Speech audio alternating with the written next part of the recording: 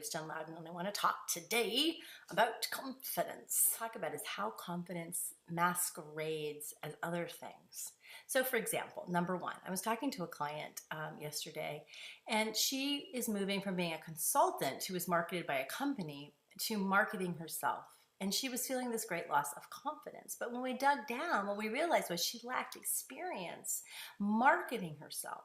So it was really a lack of experience and learning and letting herself be that, like a toddler who can't walk, to find that experience as putting herself out there. But this was vulnerability and feeling exposed that was masquerading as a lack of confidence, and that was kind of helping her procrastinate or helping her procrastinate and holding her back. And that brings me to point number two, also thanks to my client consultant. She's my age, and we were talking about how we have lost confidence of a certain kind as we've gotten older. I know that I'm not always going to be 100%.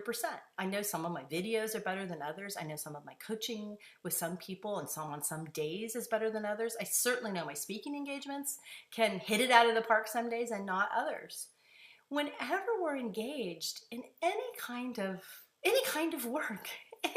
work, from running a meeting to having an intimate conversation with our beloved, our performance, our ability to engage, to be present, is going to vary just like the weather. But if we compare ourselves to our younger selves or to other people's younger selves who can be quite vocal, shall we say, on social media about how everything in their life is so perfect, and we can feel like there's something wrong with us, and then we can feel like, again, we're losing confidence, when what we're really doing is learning to say, I can't always show up the way I want. I can't always perform the way I want. I can't always deliver the results I want. My confidence can begin to rest in my self-trust, that I know that I will stay on my own side no matter what. I will take care of myself no matter what, and I will do my best to make it right. So the last idea is the good old saw that we need to remember about confidence, which is we can't compare our inside confidence experience to other people's outside confidence experience.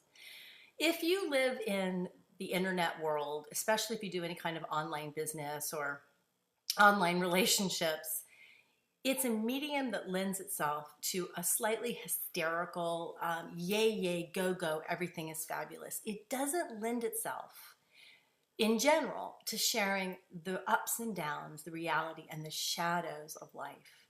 And there's a lot of beauty to that confidence. I think it nourishes all of us, but it can also create this hollow feeling inside. There's something wrong with me because I don't feel as confident as they do. And it's hard to remember that nobody feels that confident all the time. And it's really hard to remember that their confidence is not built on the same thing that your confidence is. That their standards for what builds or maintains their confidence are different than yours. Not better or worse, but simply different. And you're comparing the two without even knowing what they are. In closing, what I'd like to say is I think we need some additional words besides confidence. I think confidence becomes a sort of blanket word for the toothy grin and I'm good no matter what, and I believe in myself no matter what. It's not human, and it's not good for your human heart.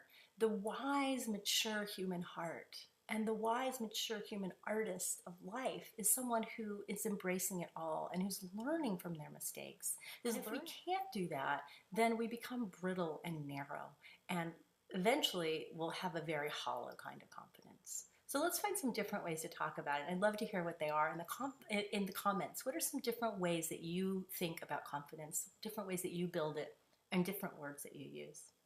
All right, thanks for listening. Bye.